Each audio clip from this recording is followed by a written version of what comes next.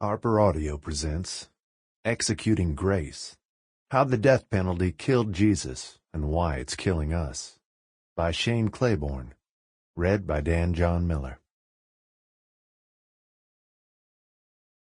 Chapter 1. Something Just Doesn't Feel Right.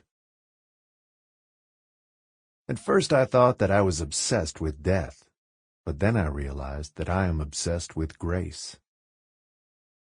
There are some 14,000 books written on the death penalty, and I didn't want to write another one of those. One of my favorite writers once told me, "Don't write unless you cannot not write. Make sure it is a fire in your bones, a passion that cannot be contained." This book chose me. Growing up, I never questioned the rightness of the death penalty. I was raised in the heart of the Bible Belt, and capital punishment seemed to be pretty clearly ordained by God. I can remember arguing a few liberals into the ground over it. On one occasion, I even argued that homosexuality was a crime punishable by death, and I had verses to back it up. I'm not proud of that past, but it gives me some compassion for others who still feel the same way I did. Almost every day, I get emails and letters from folks who have been passionately in favor of the death penalty and are rethinking things. I had one fellow in Texas confess to me, "I want you to know I'm a redneck. I'm a gun-toting, pickup-driving, tobacco-chewing, whiskey-drinking, backwoods redneck." Then he went on, "But I've been reading your stuff, and it has messed me up. Pray for me. I'm a recovering redneck now."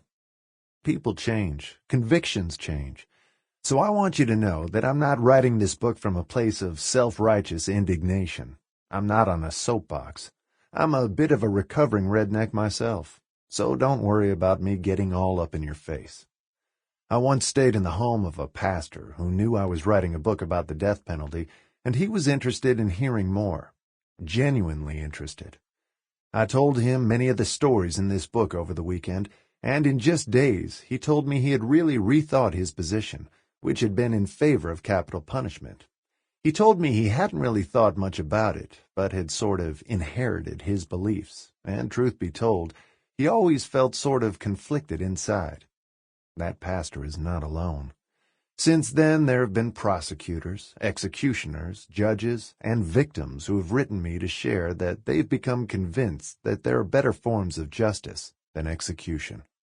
I've learned that words really do have power.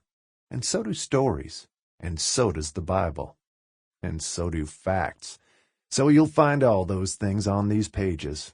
I also began to realize that just because we have a strong opinion on something doesn't mean we've thought a lot about it, and it doesn't mean we can't change our mind.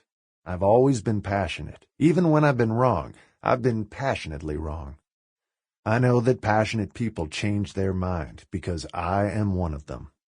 I also know that we can believe something in our head and still have our heart push back against it. This was what happened to me with the death penalty. The stuff I thought to be true in my head didn't jibe with the things I knew to be true in my heart.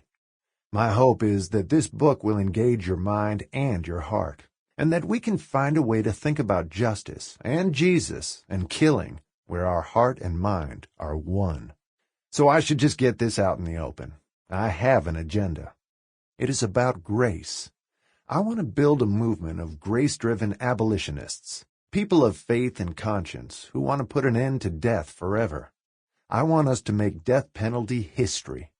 There, I said it. I believe in grace, and I want you to. I'm not interested in talking about capital punishment as much as I am in talking about the ramifications of grace, mercy, forgiveness, and love. Not only do I believe in grace, but I have seen its transformative power in action. I want you to read this book, even if you are a skeptic like I used to be, but I want you to read it with an open mind and an open heart. Otherwise, just take it back and get a refund. The gut instinct. If I'm honest, even when I argued for the death penalty, there was something in my gut that just didn't feel right. No one wants to be for death, but I just didn't know what the alternatives were.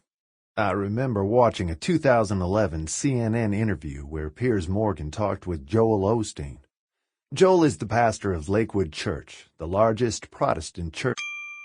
Sample complete. Ready to continue?